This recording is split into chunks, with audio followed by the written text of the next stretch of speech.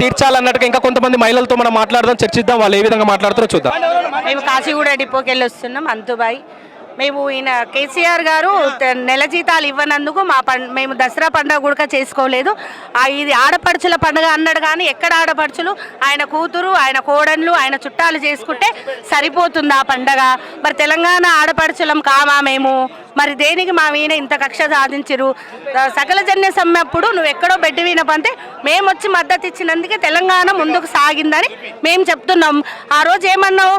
మీ కాలుకు ముళ్ళు కుచ్చితే నా పన్నుతో తీస్తాను, నీ పన్ను మా కాళ్ళ దగ్గర ఉండొద్దు, మీ కన్ను మా ఆర్టీసీల మీద ఉంటే చాలని మా కోరిక. దుత్తదారష్ట పాలనలో మమ్మల్ని చీరలు బట్టి లాగుతున్నావు. ఇది ఎక్కడి రాజ్యం? మేము అక్క చెల్లెళ్ళం కాదా?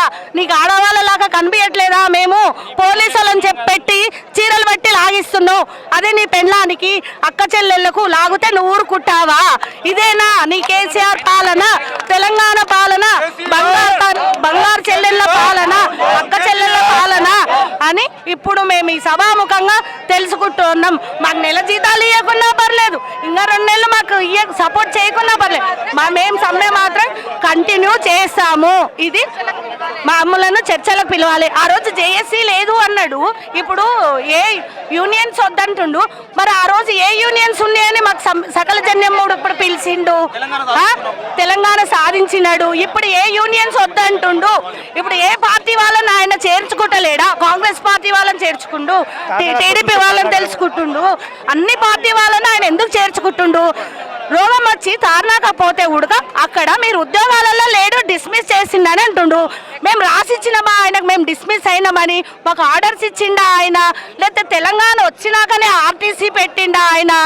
ఆయన వచ్చినాకనే పరిపాలిస్తుండా ఆర్టీసీని?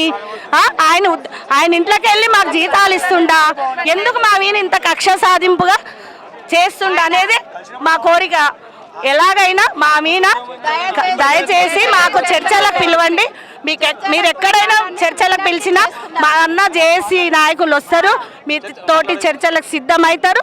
మేము కూడా మీకు అభినందనలు తెలుపుతాం. కానీ ఇంతమంది ఆడపడుచుల ఉసురు తాకితే నువ్వు బాగుపడవు. ఆడవాళ్ళ ఉసురు తాగిన వాళ్ళు ఎవరి చరిత్రలో మిగిలలేరు. ఆడాల వల్ల పెద్ద పెద్ద రాజ్యాలే పోయినాయి. మీరు కూడా అదే గతి పాలవుతారు అని కోరుతున్నాం. ఇదే ఇక్కడ జరుగుతున్నటువంటి సమస్యలు కూడా మనం మాట్లాడుతున్నాం. ఇవి సమస్యలు కూడా చేస్తున్నటువంటి సమస్యలు చాలా ఉన్నాయి. ఇలా వాళ్ళు ధర్నాలు, రాస్తారోకలు చేస్తూ ఉన్నారు.